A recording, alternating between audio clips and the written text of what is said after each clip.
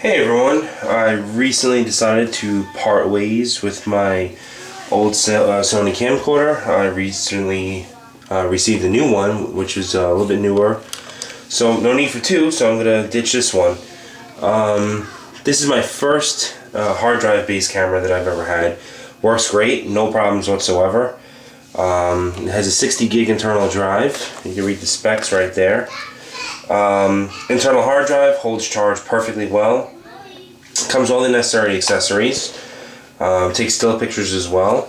Has really cool features like night shot. Night shot works great. It is a used device. We've gotten plenty of use out of it. There's nothing wrong with it at all.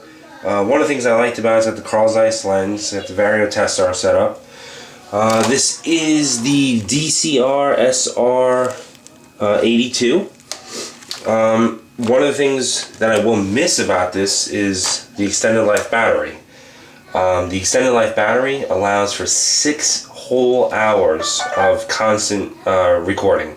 Even though in the fastest mode and the best quality you only get 60 minutes, if I'm not mistaken, on the drive, with the battery you're allowed to go up to 6 hours of constant use. So if you lowered the resolution, you could potentially use this thing all day, or 6 hours for that day, for that matter. Really neat feature. I think I paid over $130 for this camera, this battery. These are the specs on the battery also. It takes a while to charge, obviously, because you have all this juice, but case in point, the last time I charged this battery was probably January or February, and lo and behold, it still has a charge. It's telling me that I've got 151 minutes of reserve power on here. That's amazing. As you can see, all the functions work. The touchscreen works perfectly fine as it should. All the features are on here. There's no videos on here. I've deleted everything.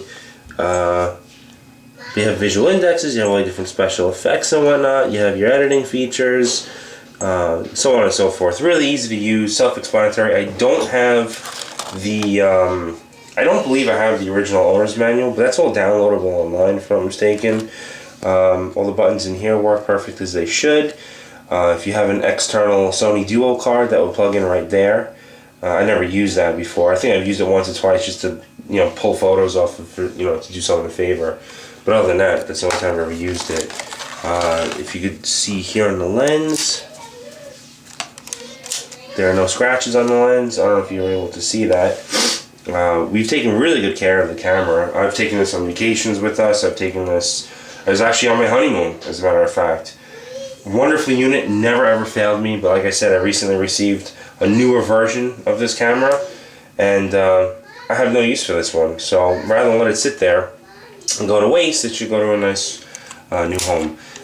Also included with this is the pod that you don't necessarily have to use, but I've always used it. I like using all the accessories that things come with. This would just kind of plug into here. You would then have, for convenience reasons, you can have your charger plugged into it constantly, your USB cable, your audio video out cables plugged into it.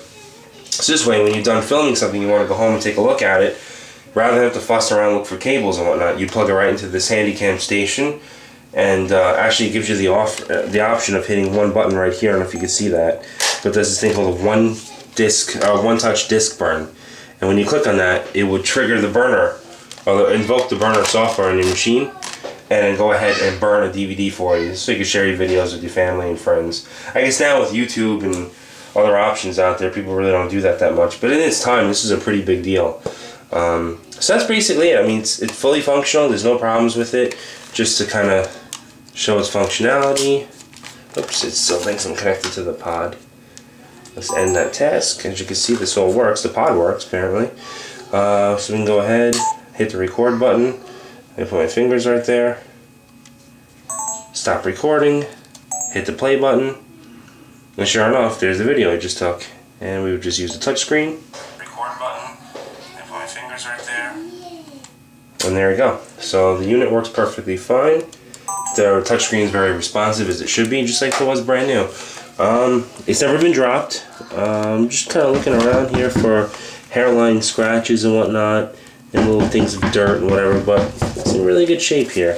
There is one little scratch right here. Has no Hello? No bearing on its functionality. But other than that, it's in great shape.